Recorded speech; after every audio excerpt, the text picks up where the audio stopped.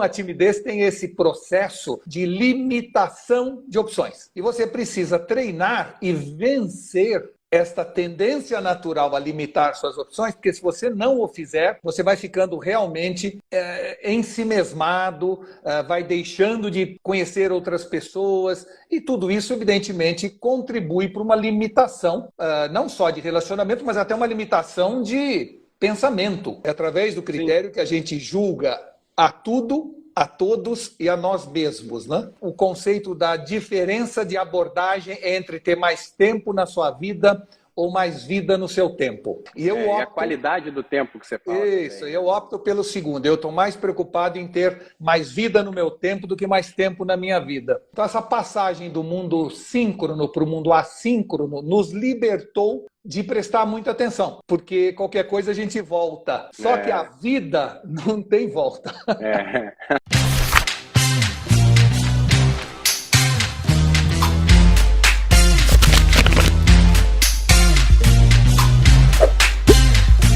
Aê! Boa noite. Tá bom, Duda?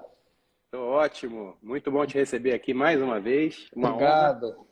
Prazer e a honra são minhas, Duda. Fique certo disso, querido. Eu me considero, mesmo que informalmente, um aluno seu, porque eu estou sempre te acompanhando aí nessa tua empreitada, nessa tua missão de estar sempre aprendendo, mantendo sempre a curiosidade, o entusiasmo e o otimismo, como você gosta de falar. É isso mesmo. E agora, recentemente, eu fui na sua palestra do lançamento do Vítimas do Critério. É isso mesmo, exato. Fiquei muito impressionado, porque é um volume de escolhas que a gente tem que fazer hoje em dia, né? Como manter um bom critério nesse volume gigantesco de escolhas? É isso mesmo, Duda. Você sabe que a razão de eu ter escrito esse livro foi porque eu percebi que, de alguma maneira, essa infoxicação, que é essa intoxicação de informação que a gente está tendo, né? Ela está fazendo com que as pessoas, aos poucos, vão perdendo o juízo de valor, perdendo critério, perdendo aquela capacidade de separar o certo do errado, o bonito do feio, enfim. Tudo aquilo que a gente sempre, pelo menos, achou que sabia fazer, agora está um pouco tudo junto e misturado, né? E o critério é, no fundo, o que nos faz conseguir navegar no mundo. É através do critério que a gente julga a tudo, a todos e a nós mesmos, né? Então, em função disso, a perda eventual de um bom critério é realmente algo perigoso e a gente precisa estar atento contra isso, né? Não, e uma vez eu aprendi também que, etimologicamente falando, tinha a mesma origem, e aí lembrei das provas de matemática e faz todo sentido mesmo. O termo razão e proporção tem basicamente a mesma estrutura. Não existe racionalidade sem o devido senso das proporções, e nas provas de matemática tem isso. Qual é a razão entre x vezes não sei o que, não sei o que lá? E isso tem muito a ver, né? A racionalidade, a capacidade de raciocinar, porcionar. Exato. A gente sempre teve, de alguma maneira, essa razoabilidade, não é? Eu vou dar um exemplo a você. Parece que as novas gerações perderam um pouco do senso de relação bionívoca entre esforço e recompensa. Isso é algo que a gente tinha como default na nossa vida, né? Ao maior esforço corresponde uma maior recompensa. E parece que essa capacidade de fazer essa ilação, essa relação entre esforço e recompensa foi perdido.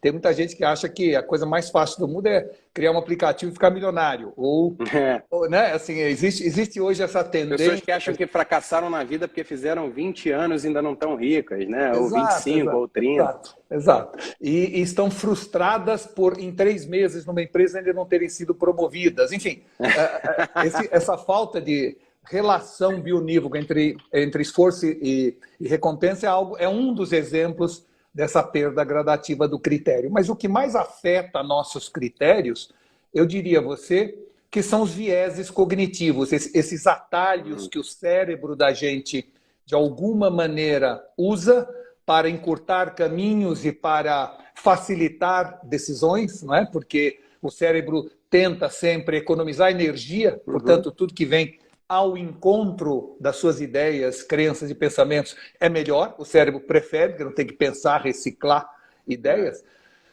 E se a gente aliar isto, que a gente sempre teve, desde o homem das cavernas, esses vieses cognitivos que tentam encurtar caminhos, e a gente entender que nós estamos nesse momento assolado pelos algoritmos que buscam exatamente reforçar esses vieses de confirmação, então nós temos aí um prato cheio para um enorme problema de perda de critério.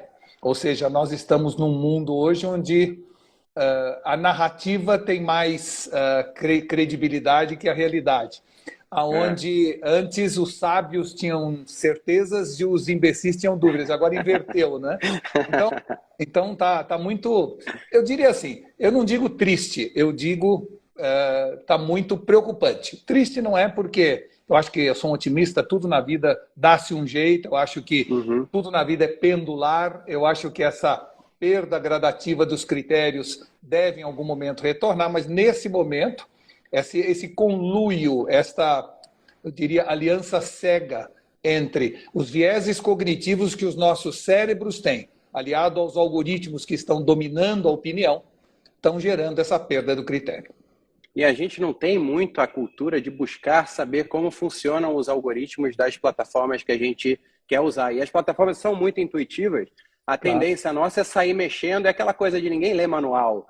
E principalmente com as redes sociais, o manual nem existe, né?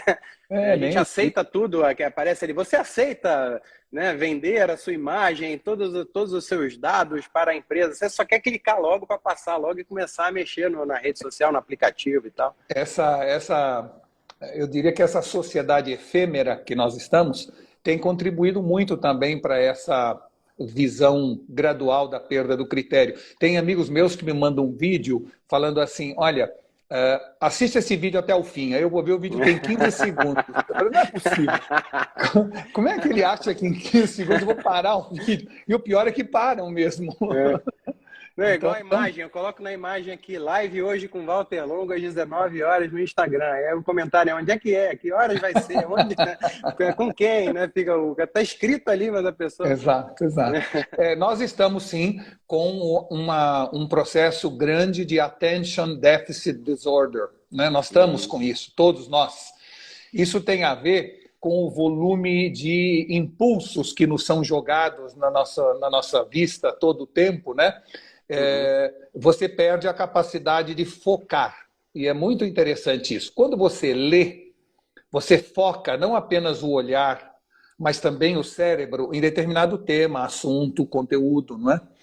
Quando você, por exemplo, joga um videogame, você está atento não a um foco, mas a um desfocar. Você está olhando no canto direito a gasolina, no canto esquerdo o número de vidas, à direita embaixo, você está olhando onde vem seu inimigo por trás com uma câmera oculta, ou seja, você está... Sem falar que você está operando dezenas de botões ali, né? Operando dezenas de botões. Um instrumento exato, chegando a mexer 7 movimentos por segundo, os grandes jogadores. Certo? Então, quando você analisa isso tudo, você fala assim, está claro por que a sociedade, de alguma maneira, ela está desatenta. A segunda razão é que nós tínhamos um mundo síncrono.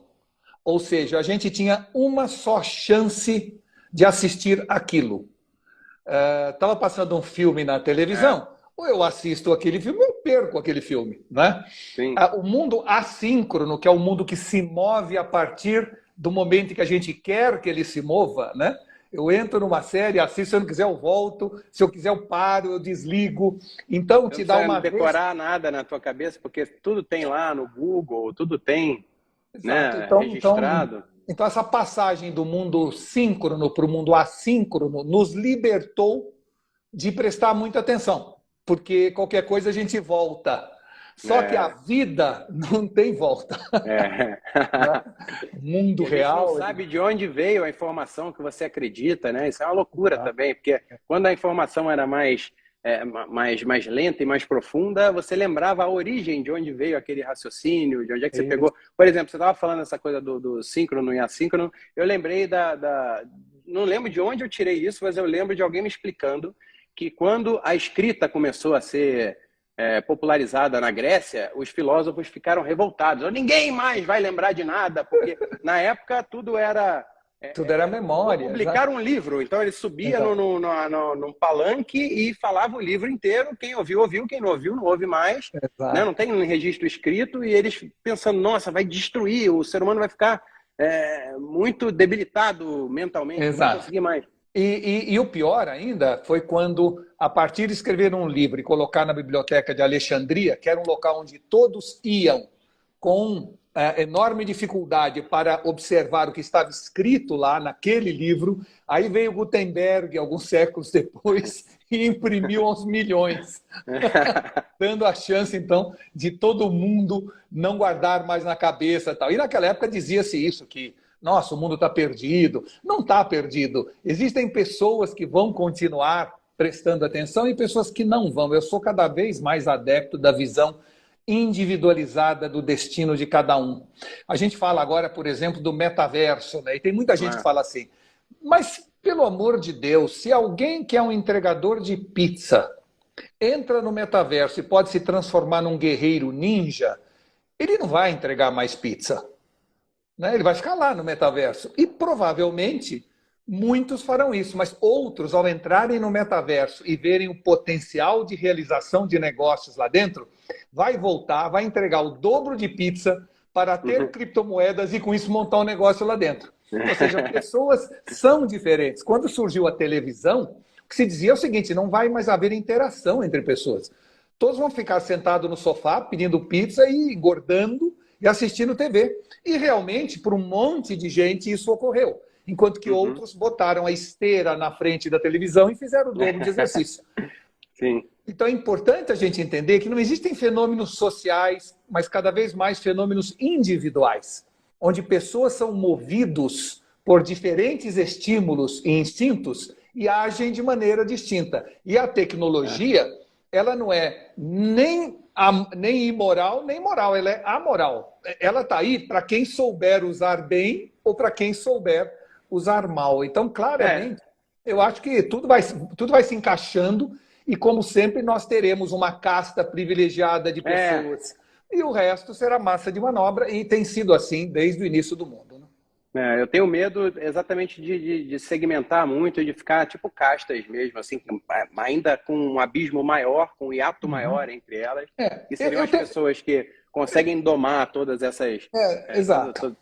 Mas sabe, acho que não, as reféns da vontade. Eu acho que a grande diferença entre o mundo digital ou pós-digital e o mundo que a gente tinha até então é de que antes não havia decisão. De alguma maneira, se você nascesse no interior do Piauí, você estava definitivamente alijado do mundo da informação, da cultura, do conhecimento, da música clássica, né?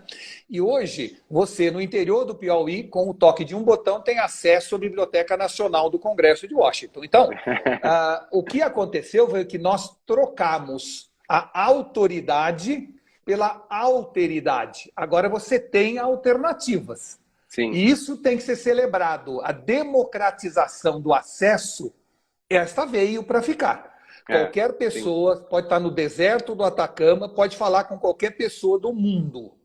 Isto era algo que não havia. Você tinha relações, cultura, informação nas grandes cidades. Aliás, antes disso, há muitos séculos atrás, só os sacerdotes tinham acesso à cultura e informação. Sim. O resto da população vivia na mais absoluta ignorância.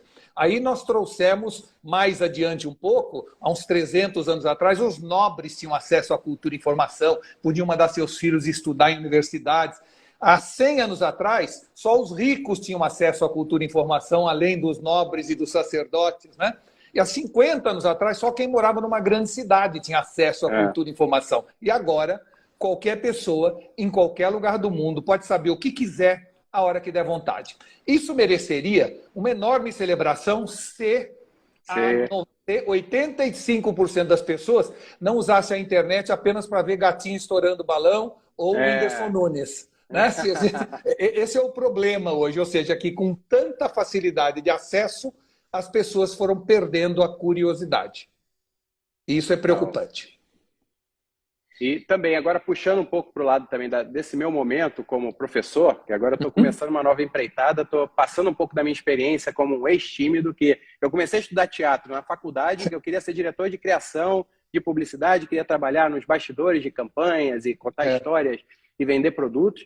E aí eu comecei a ficar paralisado, a minha mão tremia quando eu tinha que apresentar um projeto na faculdade, a minha voz falhava, eu ficava suando. Quando eu tinha que chegar nas meninas, eu também morria de vergonha. E aí comecei a estudar teatro exatamente por isso. E aí 21 anos se passaram, acabei virando ator profissional, e empresário, influenciador também. Eu me considero também uma pessoa muito curiosa, por isso que eu me identifiquei contigo, assim. E eu te pergunto, quando a pessoa está envergonhada, nesse mundo super conectado, ela fica ainda com mais dificuldade de escolher bons critérios para tomar decisões, fazer escolhas. O tímido, eu brinco que é como se ele tivesse enfeitiçado ali dentro dele mesmo, é um feitiço, um transe, uma neurose. Isso mesmo. Egóica, ególatra, egoísta, egocêntrica, e ele fica achando que todo mundo está julgando cada momento, e às vezes até tá, porque a gente julga o tempo todo, faz milhões de julgamentos por segundo, mas isso não é tão importante assim. É verdade. Como é que a gente poderia colocar aqui algum... Olha, primeiro é o seguinte, eu soube recentemente que você tinha essas aulas que você está dando, e eu vou ter que, de alguma maneira, me inscrever e fazê-las, porque eu sou uma das pessoas mais tímidas que você conhece. Para! Você quer saber como perder a timidez no ambiente de trabalho, para você ficar mais cara de pau, mais confiante no seu ambiente de trabalho, conseguir emplacar melhor as suas ideias? Se inscreve na série Timidez Sob Controle, que está aqui no link na descrição, e vambora! Eu sou de uma timidez absoluta, não é? Tinha e continuo tendo ainda esse enorme, sei lá, mal-estar controlado cada vez que subo no palco, cada vez que dou uma palestra. Eu hoje sou uma pessoa treinada. Eu não perdi a timidez, eu domei a minha timidez. Né? Isso significa que pessoas não mudam? Não. Significa que pessoas não mudam, mas que elas podem encontrar um outro endereço que já existe dentro delas. E é isso, eu acredito, que você faz nesse seu curso, nessas suas aulas, né? Ou seja... a minha pegada é parecida, porque eu falo assim, você não é tímido, você está tímido. E por isso que eu coloquei viva bem com a timidez, exato. No sentido de que ela vai estar lá. Ela vai estar lá, mas você pode domá-la, exatamente. Por exemplo, eu fui na sua palestra, fui te fazer uma pergunta no final, tinha, sei lá, 50 pessoas ali fisicamente e estava sendo transmitido também pela internet. Isso. E aí eu pedi o microfone para fazer uma pergunta. Antes do microfone chegar, eu fiquei É isso aí, exato. Aí eu preparei a minha apresentação para falar, né? Porque estava todo mundo que ia perguntar, falando, eu sou fulano de tal, eu trabalho com isso, isso e isso, e a minha pergunta eu já estava com o textinho todo ensaiado. Aí quando eu peguei o microfone, eu disse, Duda Nagli, aí me ajudou, porque aí me desconcentrou, aí eu falei, não preciso mais me apresentar, aí todo mundo riu, kkkk.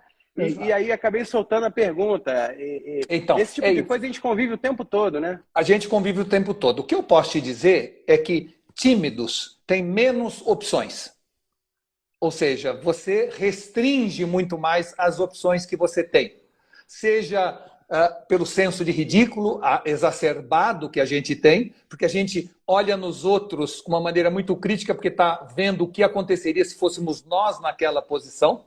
Né? Isso nos limita a dançar, a explorar o corpo com muito mais facilidade do que a maioria das pessoas. Né?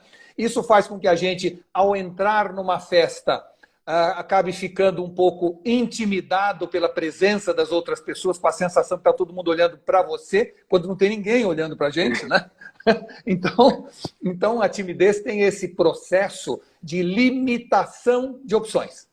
Né? E você precisa treinar e vencer esta tendência natural a limitar suas opções, porque se você não o fizer, você vai ficando realmente ensimesmado, vai deixando de conhecer outras pessoas, e tudo isso, evidentemente, contribui para uma limitação, não só de relacionamento, mas até uma limitação de pensamento, já que o mundo, Duda, é uma enorme fogueira. Desde que o mundo é mundo, a gente troca informação ao redor de uma fogueira, desde as cavernas até hoje, não é? E a internet se transformou na grande fogueira, onde nós podemos agora aqui estar ao redor da fogueira conversando, trocando ideia. Então, um tímido fala com menos pessoas, portanto tem menos ideias. Então, há uma correlação, sim, entre a timidez e a falta de repertório, porque você vai ficar mais tímido. Você poderia dizer, não, mas eu posso, ao ser tímido, ler de maneira sôfrega. Claro que pode. Você pode buscar outras ferramentas de conhecimento na falta do prazer do convívio pessoal. Pode. mas nada, eu diria, nos dá mais repertório do que o convívio pessoal. Porque as pessoas, às vezes, não têm conhecimento, mas têm sabedoria, outras têm sabedoria, mas não têm informação. Ou seja, o ser humano é muito rico, né? É muito múltiplo. Eu não posso dizer fulano é bom ou fulano é mau. Para mim é muito difícil definir pessoas com julgamentos peremptórios, porque pessoas são tão múltiplas, eles são um universo de possibilidades. Tem gente que é um crápula num segmento e um excelente pai em outra área da sua vida, tá certo? Você veja que Hitler fez tudo o que fez, mas adorava os cachorros e ficaria chateadíssimo se o seu cachorro tivesse doente, entende? Então, a gente tem que entender que a gente deve, evidentemente, julgar as pessoas pelo que elas fazem, mas claramente a gente tem que, às vezes, entender que indivíduo é um ser muito múltiplo e, portanto, dá para encontrar lados daquela pessoa que vale a pena conviver com ela ou aproveitar. Isso está até no cinema, na dramaturgia contemporânea, isso foi bem... se não me engano, a revolução começou com Soprano, com a série Sopranos, que conta a história da família do mafioso. E aí eu li aquele livro Tempos Difíceis, que ele pegou e analisou o Sopranos, o Mad Men, o Breaking Bad, e colocando exatamente isso que você falou, assim, de que... E isso está até na moda na dramaturgia, né? Hoje em dia, o personagem que é bonzinho demais, como era antigamente, preto no branco, o bonzinho era muito bom e o mal era muito mal. E agora misturou tudo. Então, é mais difícil ainda da gente fazer as leituras. É isso aí, exatamente. É mais difícil, mas há uma enorme liberdade. Eu acho que para o roteirista foi muito bom. Para o ator foi mais difícil, mas para o roteirista foi muito mais aberta a possibilidade dele mostrar outras facetas das pessoas. E cá entre nós é muito mais real. Pessoas têm diferentes lados, diferentes versões, diferentes visões.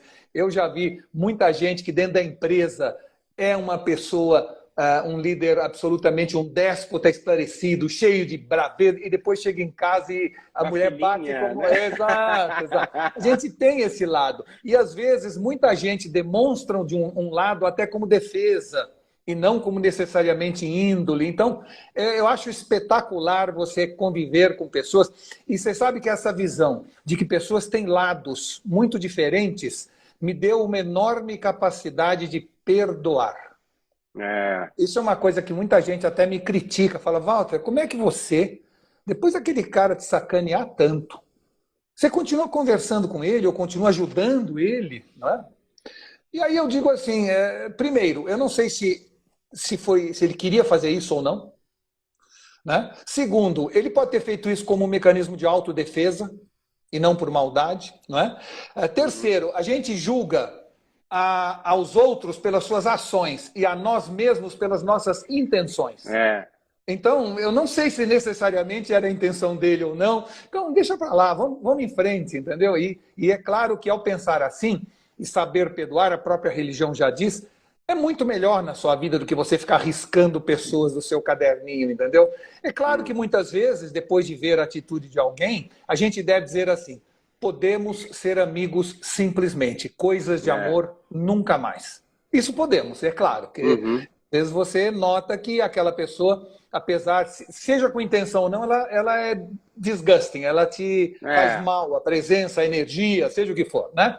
Até porque nosso tempo é escasso, né? Nossa capacidade de interagir com pessoas, a gente também não pode perder tempo com pessoas que já se formaram. Aliás, tempo é outro assunto também muito importante que a gente tem discutido muito e que tem a ver com critério, que é o conceito da diferença de abordagem entre ter mais tempo na sua vida ou mais vida no seu tempo. Né? E a qualidade do tempo que você fala. Isso, eu opto pelo segundo. Eu estou mais preocupado em ter mais vida no meu tempo do que mais tempo na minha vida. E eu acho, Duda, que o mundo digital trouxe muito mais tempo para nós. Muita gente fala, mas como é que eu vou estar no metaverso se eu tenho mal eu tenho tempo para uma vida, eu vou ter duas, né? Mas se a gente pensar, eu antigamente escrevi uma carta para mandar uma mensagem para alguém, carimbar, botar no envelope. Torcer para ela chegar, ela pegar. Torcer para ela chegar, levar no correio, tá certo? Agora eu mando a mensagem imediatamente. Antigamente eu tinha que comprar alguma coisa, tinha que sair de casa, pegar o carro, né? Agora eu faço de casa. Antigamente tinha que até o banco tirar dinheiro, agora tem o caixa eletrônica espalhada no mundo inteiro. Então, a gente tem que entender que nós estamos ganhando muito tempo, Sim. né? Tempo que era gasto com burocracia, com esforço. Podemos ganhar. E esse tempo dá para aproveitar fazendo mais coisas, mais vida no seu tempo, já que o tempo, de alguma maneira, está sendo otimizado pela tecnologia, né? Mas aí demanda mais autodisciplina, mais... porque a gente tem que ser senhor das nossas vontades. Porque o nosso smartphone, por exemplo, o próprio aplicativo está competindo o tempo todo. Agora eu estou tentando fazer o máximo para me concentrar em você. Tem pessoas comentando coisas, eu estou curiosíssimo para ler os comentários, mas eu sei que ainda mais você que fala num volume de informações relevantes muito, muito alto, então não dá para perder o papo. Então eu estou aqui com as minhas anotações, é tudo misturado ao mesmo tempo. Eu vejo isso também criando a minha filha. Eu tô agora, a minha filha vai fazer 4 anos, agora ela ganhou um tablet por recomendação da escola. Então, na escola, a gente tem que colocar um tablet para ela aprender a mexer dentro da escola. E está tudo competindo pela nossa atenção ali. Todos os aplicativos estão competindo entre eles. O próprio sistema operacional ali também está competindo com os aplicativos. Exato. A tecnologia te deu 2 esposas. Agora, além da Sabrina, tem a Satiko. É isso? Você é a avatar híbrida da Sabrina.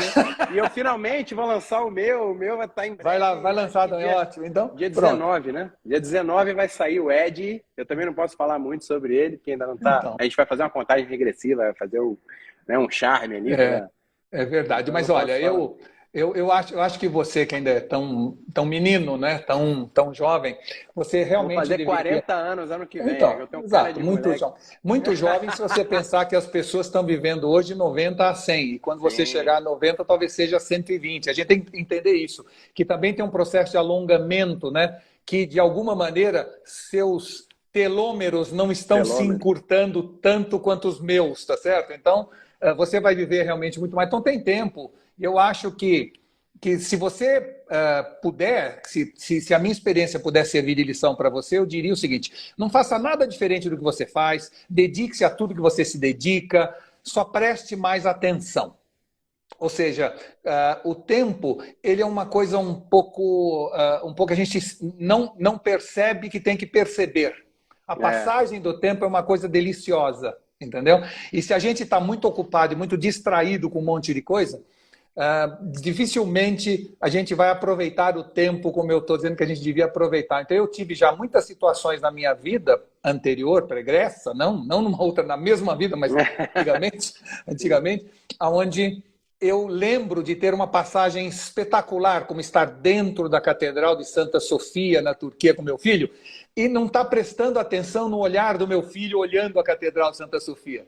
Eu estava lá preocupado com coisas da empresa, do trabalho, do escritório, ou se tivesse um celular na mão, estaria olhando as mensagens. Ou seja, de alguma maneira, exige sim uma disciplina da nossa parte de tempo de plantar e é tempo de colher. É tempo de cuidar das coisas do negócio, é tempo de cuidar da família. A gente tem que ter essa capacidade seletiva do tempo, porque a gente tem que prestar atenção, você tem que olhar o olhar da sua filha. Senão, quando ela tiver 16... é uma das coisas mais deliciosas que tem. Você falou na hora, eu fiquei viajando, vendo o olhinho dela, assistindo as coisas, aprendendo as coisas. Isso não tem preço, né? Isso é uma das maiores tesouros que tem. Isso já é o metaverso. Isso já é o olhar, um outro mundo através do olhar de outro, né? Então, assim, é impressionante como a gente tem... Tudo o que a tecnologia está nos dando agora, a gente já tinha ao nosso redor através do ser humano e não estava aproveitando tanto. Então, por isso que eu digo, acho que prestar atenção, né? Prestar atenção no gesto das pessoas ao seu redor, prestar atenção no sorriso da sua mãe, que tem um sorriso lindo, ou seja, prestar atenção nas coisas é que faz o tempo ir mais devagar, é que faz marcar mais o tempo. E aí você vai, então, conseguir dizer, eu vivi. Né? Porque senão vai passar muito rápido, entendeu? E o ingrato também é que quanto melhor o momento, quanto mais prazeroso, mais rápido o tempo passa também, né? Quando você está, sei lá, tô sendo estrangulado por um troglodita no treino de jiu-jitsu, aqueles 10 segundos demoram uma eternidade, não passa nunca. Agora, quando eu estou brincando com a minha filha, ela está dando uma gargalhada, isso voa também. Isso é ingrato, né? Bom, é que você também pegou duas situações bastante dramáticas em ambos os lados. Mas eu tenho a impressão de que se você começar a treinar a você mesmo, de prestar atenção nesses momentos agradáveis, eles passam mais devagar. A atenção faz o tempo diminuir a velocidade. É porque a gente presta atenção em mais detalhes, né? Isso, exato. Então, pelo menos é uma sensação que eu tenho hoje de que eu não teria feito nada diferente do que eu fiz na minha vida até hoje, apenas teria prestado um pouco mais de atenção em alguns momentos. Não, mas ainda dá tempo, né? Não, claro que dá. Mas eu estava viajando também numa entrevista recente sua, falando sobre a qualidade dos serviços no Brasil, já que o brasileiro ele tem um calor humano muito grande. Antigamente, a excelência nessa prestação de serviços era muito aquém, muito inferior a serviços nos Estados Unidos, na Europa e tal, e que agora essas coisas estão se invertendo numa velocidade muito grande. O serviço lá nos Estados Unidos está caindo muito, né, normalmente, e a gente está conseguindo evoluir os serviços aqui e, ao mesmo tempo, manter o calor humano. E acho para que lado você acha que está indo esse novo? Eu acho que os serviços eles vão crescer muito, né, nessa nova economia do futuro. Sem dúvida. Eu acho que nós estamos num momento do mundo que está, de alguma maneira, conseguindo integrar o high-tech e o high-touch, né? Esses dois universos eles estão se unindo, porque antigamente um garçom no Brasil brincava, falava de futebol na sua mesa, tal, depois trazia a Coca-Cola Diet em vez de normal. Não, né? Nem e no Rio de Janeiro, o cara pensa, você vê na cara dele, podia estar na praia, estou aqui atendendo esse cara. Exato. Né? Então havia esse lado que era assim, era um high touch sensacional que o brasileiro sempre teve, né? Naquela atenção, naquela simpatia, mas o profissionalismo ficava um pouco a desejar. Agora eles vêm com aquele tablet, que ele toma nota se é com limão ou sem limão, se é com cubo de gelo, sem gelo. Então, você consegue, no Brasil, unir a tecnologia que faz com que os erros diminuam, não é? E, por outro lado, ele vai continuar perguntando o seu time, vai tirando sarro, vai contar a última piada. Então, nós estamos, com a tecnologia, agregando competência àquele bom humor, àquela simpatia. E nos Estados Unidos, que sempre foram muito mais profissionais, eles falavam a mesma frase para qualquer pessoa que entrasse de um jeito treinado muito bom. De alguma maneira, eu tenho a impressão de que lá a perda da produtividade se dá por razões geracionais e não mais por razões apenas de que não estão olhando a tecnologia, não. É que eles estão um pouco enfadados. Novamente, aquele assunto de que se eu não vejo relação entre esforço e recompensa, eu não vou me esforçar, não é? E aí você tem uma juventude inteira, uma nova geração. Por que quando a gente chega nos Estados Unidos, a gente fala assim, ai, como eu queria ir no restaurante tem garçom velho, né? Porque você tem hoje aquelas meninas que servem você, né? E que não presta atenção em nada, e traz tudo errado, ou demora, e que tem ainda o nariz em pé, tem uma soberba, acho que estão fazendo um favor de atender. É claro que não é em todo lugar e não é assim, é apenas uma caricatura, mas estou dizendo, realmente houve um decréscimo da atenção e da dedicação em função da perda da relação entre esforço e recompensa.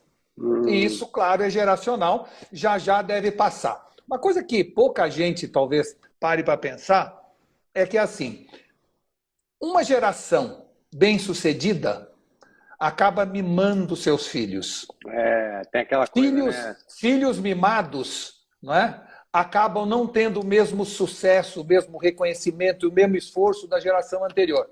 Por isso acabam não sendo vencedores como a geração anterior. Por isso não mimam seus filhos, que estarão se esforçando muito mais para terem ou serem alguma coisa. Então, pai loser, filho winner, pai winner, filho loser.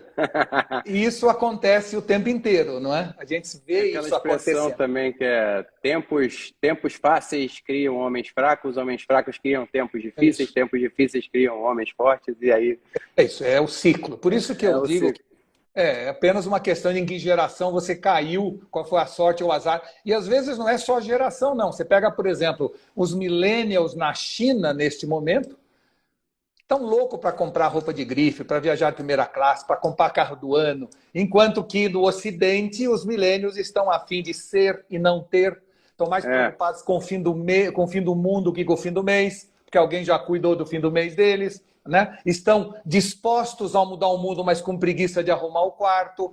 Por quê? Porque alguém arruma o quarto para eles. Então, esta geração aqui teve uma geração X bem-sucedida que lhe deu essa perda de sensação de esforço e recompensa. Na China, por outro lado, os pais dos milênios passaram fome.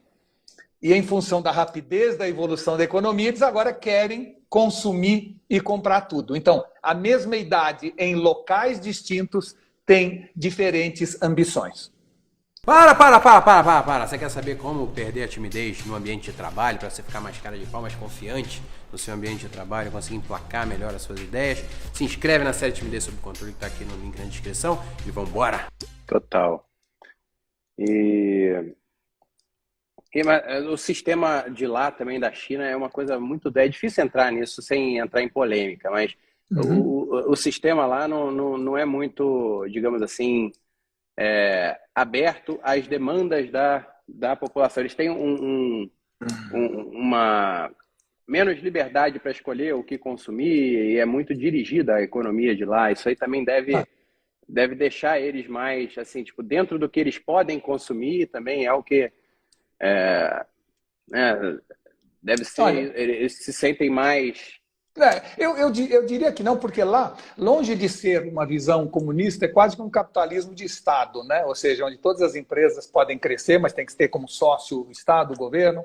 Você tem a chance de comprar tudo. Você vai a Xangai ou a Beijing, você tem essas maiores grifes do mundo e todo mundo comprando e consumindo, filas nas lojas Louis Vuitton. Ou seja, você tem realmente um consumo desenfreado, fruto de um novo richismo. E isso não no sentido pejorativo, no sentido de dizer, se as pessoas não tinham acesso a isso, agora querem consumir. É natural e é humano. E o terceiro mundo, se a gente vai numa loja da Louis Vuitton em Paris, você não vê franceses na fila.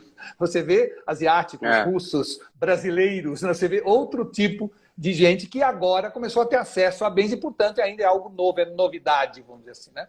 Segundo assunto que é importante também, para conversando, já que tem gente nos ouvindo, é que, como eu falei antes, eu valorizo muito o indivíduo.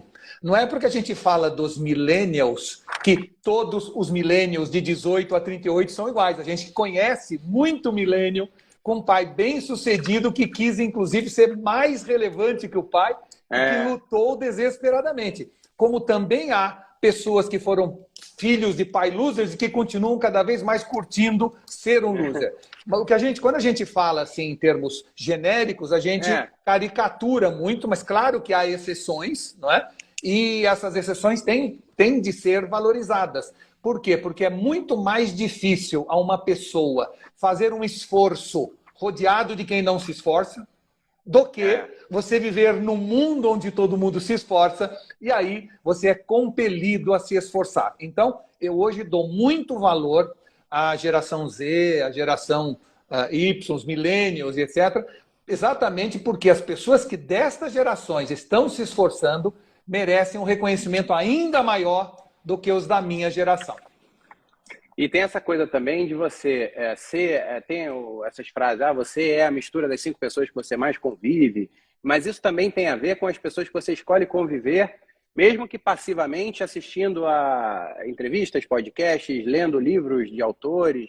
Esses autores, essas pessoas que por mais que seja uma coisa de massas, como livro, como entrevista, isso aí também ajuda muito na formação dos indivíduos. Claro. Né? Olha, todos nós temos uma dualidade inclusiva, que é a nossa vida, ela é resultado da nossa essência, que é o que a gente nasce, que tem a ver com o nosso cérebro, nossos terminais nervosos, nossa sensibilidade, que a gente já nasce com aquilo, que é a nossa essência, e com a nossa existência, o que a gente passa durante a vida. E é isso que nos forja, tá certo? Então, todos nós somos fruto da essência e da existência. Alguns de nós, a essência é muito mais relevante no resultado final do que a existência. Para outros mais sensíveis, a existência é muito mais marcante do que a essência que foi a forma como ele nasceu, né? E então não dá para a gente dizer isso é 50% cada um. Tem gente que é 20-80, tem gente que é 30-70, mas uma coisa é verdade, o resultado final disto depende muito de o que a gente quer para cada um de nós. Ou seja, se por acaso você quer ter sucesso, Duda, o mundo te empurra. Se você quer ser feliz, o mundo te abraça. E esta é uma decisão muito importante da gente fazer. O que a gente quer? Provavelmente, se eu quero ser feliz e o mundo me abraça, e eu vou em busca dessa felicidade, provavelmente eu vou me sentir bem-sucedido lá na frente. E a recíproca também é verdadeira. Se eu vou em busca do sucesso e faço isso com muita obstinação, provavelmente eu vou chegar lá e, como eu queria ter sucesso, eu vou ser uma pessoa feliz. Então, provavelmente, nós vamos chegar tanto na felicidade quanto no sucesso. Mas o que me move é algo que a gente tem que saber desde o início e tem a ver com aquela famosa frase, conhece a ti mesmo. Nós temos que entender o que mexe conosco. Ou seja, se nós somos de propósito ou sem querer. E temos que entender aquilo que nos move. Em cima disso é que a gente vai construir a nossa vida. Outra coisa importante é que Schopenhauer diz para a gente o seguinte, Deus dá as cartas e a gente joga. Acabando então com essa sensação do destino ou do livre-arbítrio. Não são forças adversativas, são as duas juntas.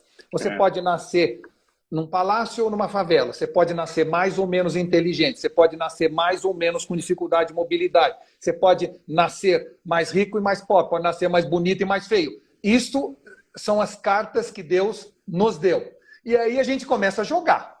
A gente pode jogar bem e suplantar uma mão ruim, ou ao contrário, tem gente que hoje está sujando canastra limpa, certo? Porque recebeu uma mão ótima, né? E enfia um coringa no meio de uma canastra limpa.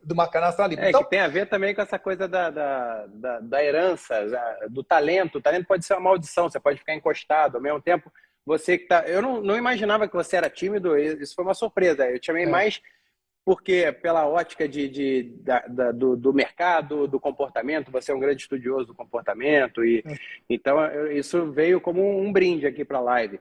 Mas isso provavelmente, o fato de você ser tímido e o fato de você já ter se sentido desconfortável várias vezes para falar em público, te forçou, né, te colocou ali para se preparar muito mais antes das suas apresentações.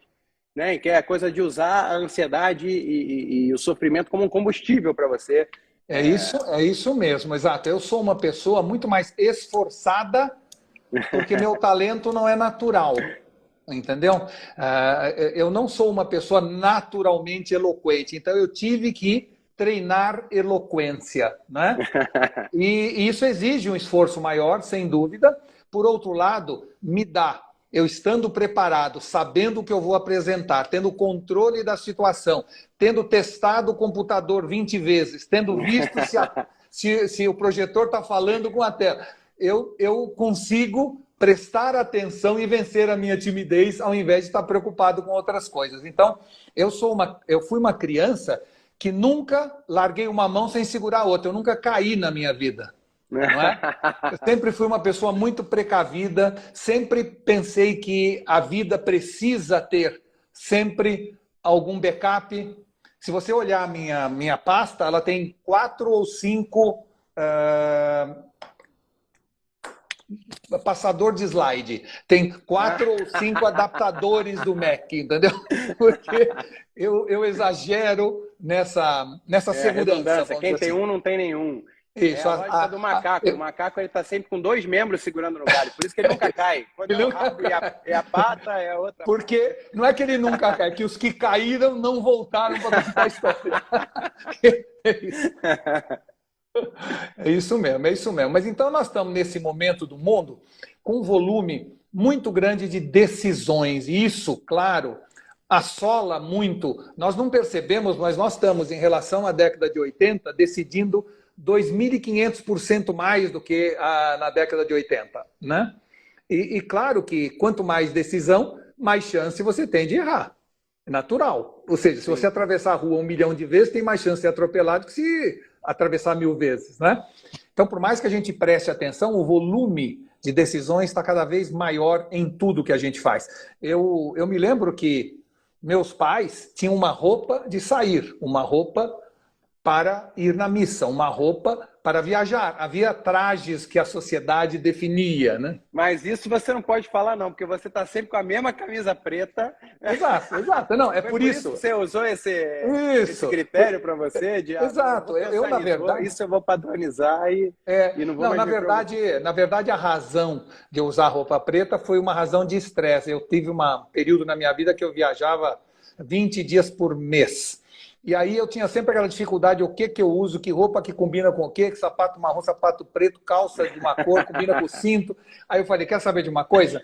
Eu descobri que o estresse, ele realmente envenena a pessoa, né? Ele vai gerando radicais livres e os radicais livres vão, de alguma maneira, consumindo você, encurtando seus telômeros na ponta do cromossoma. E dentro disso eu falei, se eu me vestir só de preto, mas não é apenas de preto. Eu não sei se você já prestou atenção, mas eu uso só calça jeans Levi's, 501, 36 por 32 e camisa Calvin Klein, só. Eu tenho 30 camisas Calvin Klein e 20 calças, é isso. Então, assim, não é que eu uso preto, eu uso a mesma roupa há 20 anos, né? E isso me deu uma tranquilidade de poder viajar sem ficar muito preocupado, faz mala, tira mala, põe mala, porque era uma coisa que realmente me angustiava um pouco, tá? Eu, até pouco tempo atrás, agora eu troquei, mas até pouco tempo atrás eu tinha 3 carros, mesmo modelo, mesma marca. Não é? A minha mulher achava que era louco, a Cris achava que era louco varrido. Porque quando eu viajava. Então, quando eu viajava, eu alugava o mesmo carro. Porque eu não queria. Pensar, né? Isso, não ter que pensar onde é que é o kit multimídia, onde é que lado que enche a gasolina, entendeu? Eu queria ter o comfort level. Eu acho que você é tão mais criativo, ou tem a sua mente tão mais solta, quanto mais você não se preocupa com esses detalhes operacionais da sua vida. Sobra tempo mental para você ter um insight, para você estudar, para você pensar, gerar ideias. E ideia é que nem gato, e não como cachorro, vem quando ela quer, e não quando você chama. Então não adianta você falar, vou ter uma ideia. Só que quanto mais você dá espaço para pensar e se despreocupar do cotidiano, mais ideias surgem, não é? Se você tiver 20 gatos na sala, provavelmente chamando vem 2 ou 3. Se tiver só 2, você pode ficar sem gato perto de você. Então eu acredito muito nisso e por isso eu comecei a ter uma vida cada vez mais, eu diria, espartana no plano físico para poder usufruir desse plano mental. Mas chega a ser minimalista ou também não tanto? Porque é até um conceito muito grande agora também do minimalismo, isso, da pessoa ter. Não chego a ser minimalista. O que eu sei é que eu sou um adepto da função e não da forma. Ah, eu também. Ou seja, eu também. Eu lembro até de um livro do Schopenhauer que ele falava assim, acho que é aquela do debate, agora eu esqueci, aquele de como vencer um debate. Como vencer, não tendo razão. Que tinha um dos exemplos que na hora foi óbvio, que assim, se não funciona na teoria, na prática, refaça a teoria. Não é que isso funciona na teoria, mas na prática não funciona. Não, se não funciona na prática, a teoria... Muda a teoria, isso mesmo. É igual aquela pessoa que fala, eu vou dar 110%, e isso me dá uma raiva também, é um tipo de coisa que me dá um bug no cérebro, porque...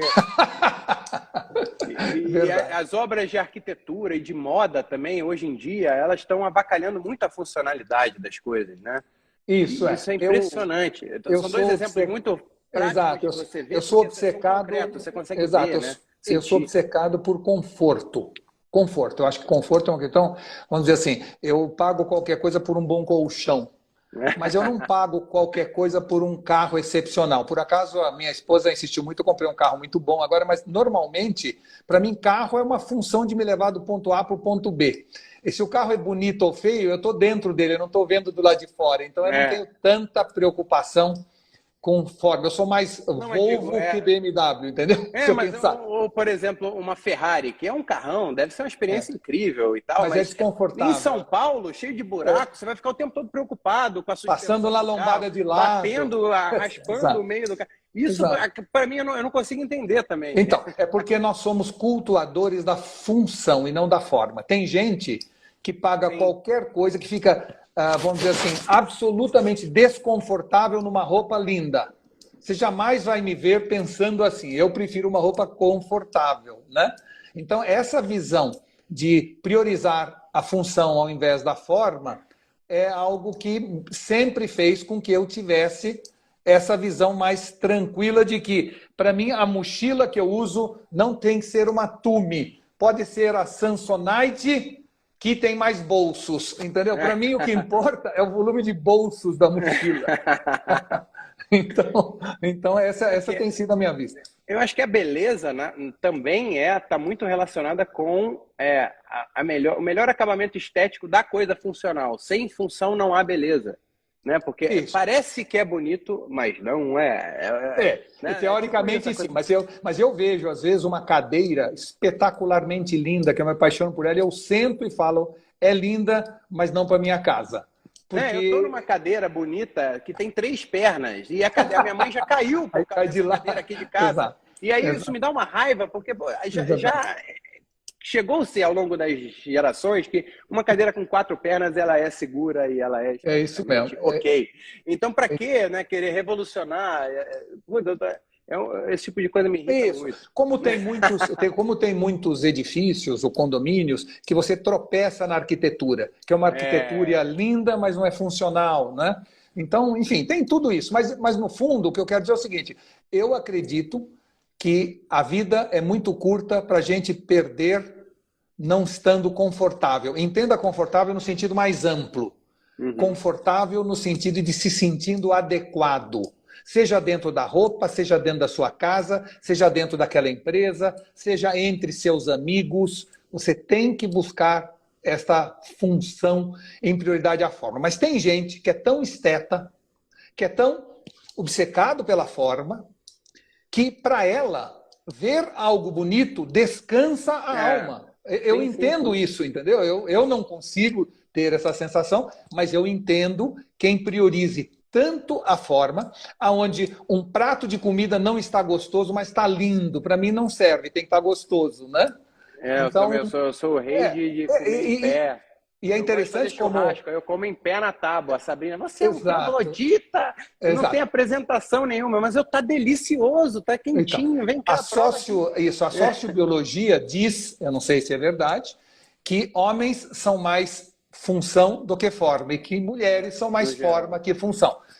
Também é uma visão genérica e pode ter milhares de exceções, não é? Mas eu tenho a impressão de que tem um pouco de essência, pode ser, a sociobiologia diz que é essência, mas eu acho que também tem existência da mãe falando se arruma, se pinta, né? Deve ter isso também. Então, é um pouco dos dois. Mas, claramente, eu vejo que os homens são mais trogloditas nesse aspecto e mais buscando a função do que a forma. Para!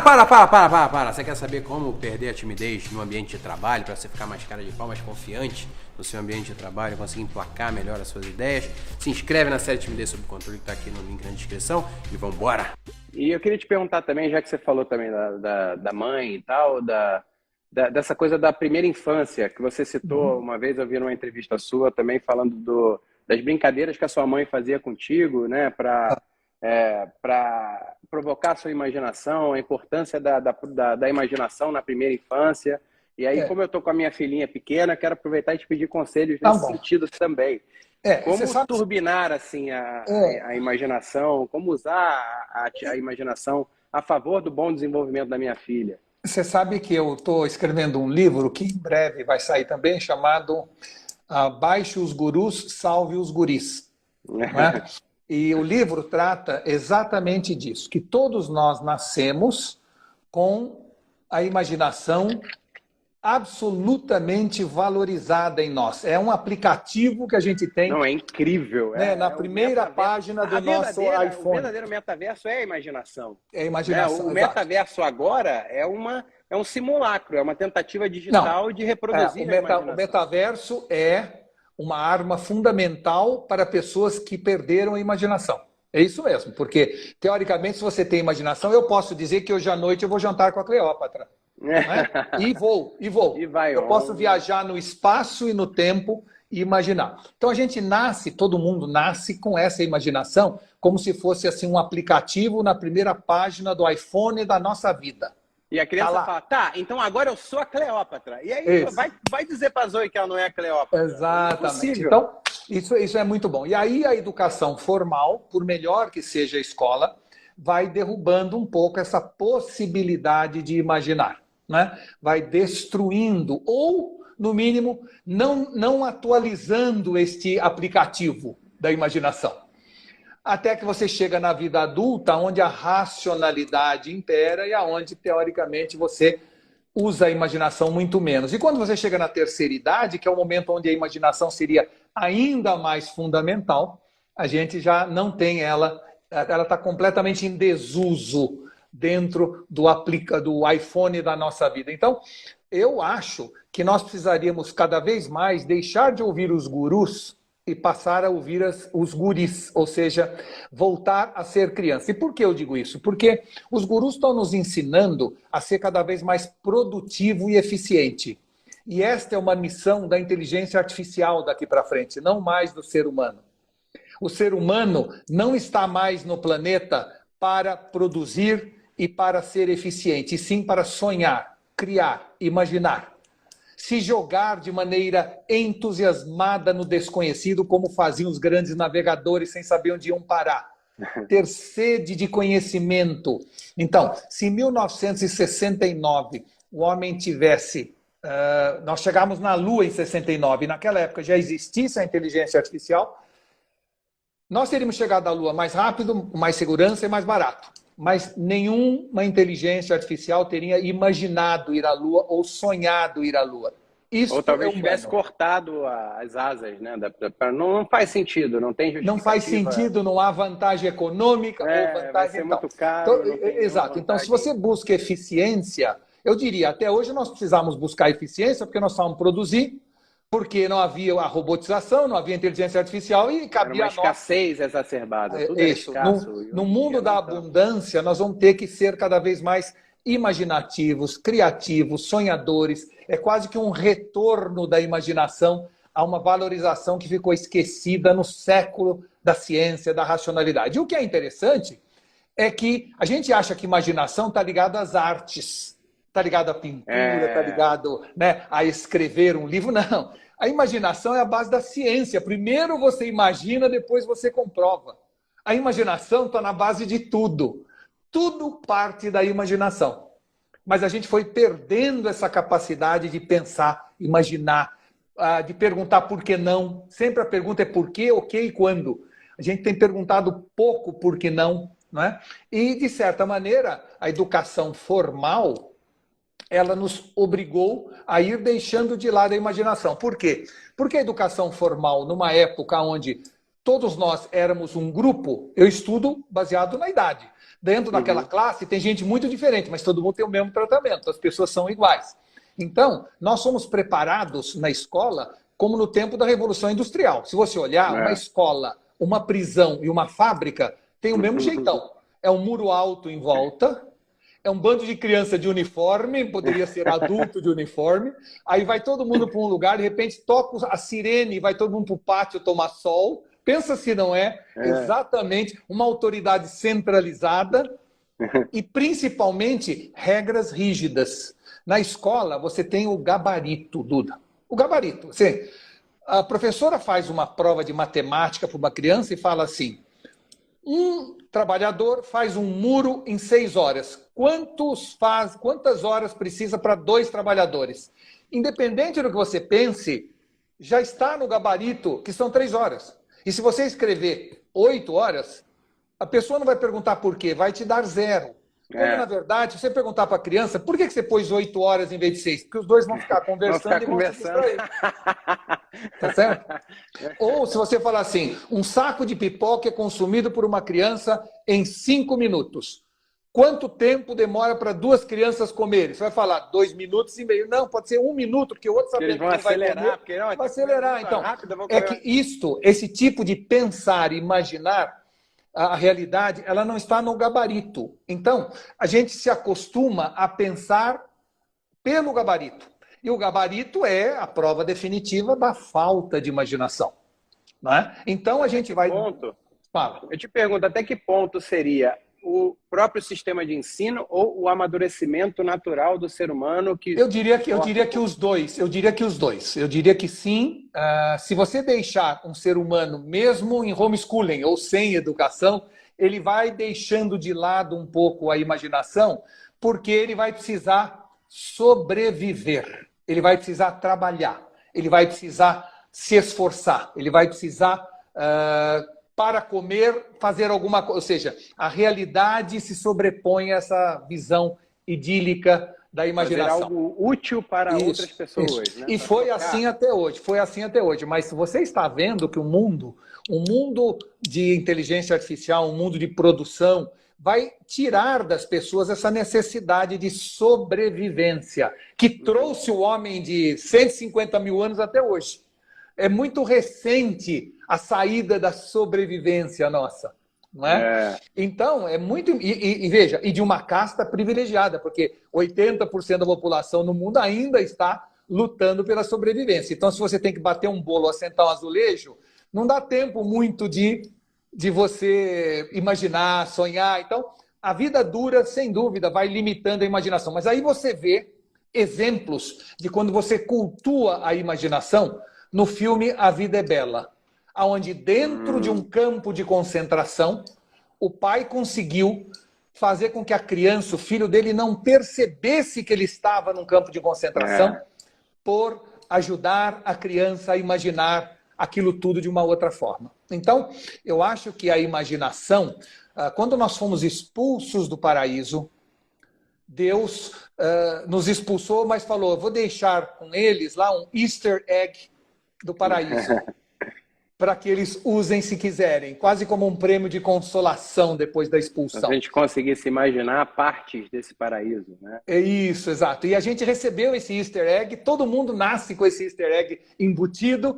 e depois vai deixando de usá-lo, de acreditar nele, etc. Então eu acho a imaginação algo fundamental, tenho feito um esforço muito grande para, de certa maneira, discutir muito com escolas, com professores, no sentido de como é que eu faço a imaginação fazer parte do currículo das pessoas. Tenho visto trabalhos fabulosos. Existe no México uma Secretaria de Estado, na cidade do México, a Secretaria da Imaginação, uma secretária de Estado que está preocupada com a imaginação infantil. Tenho visto experiências como Goals for Dallas, que eu participei na década de 80, onde Dallas, de repente, perguntou para a sua população, e se? Vamos pensar, o que você gostaria que esta cidade tivesse e nós vamos depois viabilizar tudo isso. Então, a gente vê no mundo já uma visão de que é fundamental trazer a imaginação de volta e eu estou otimista de que a gente vai conseguir fazer isso porque esse software já está dentro, já vem embutido no hardware do ser humano.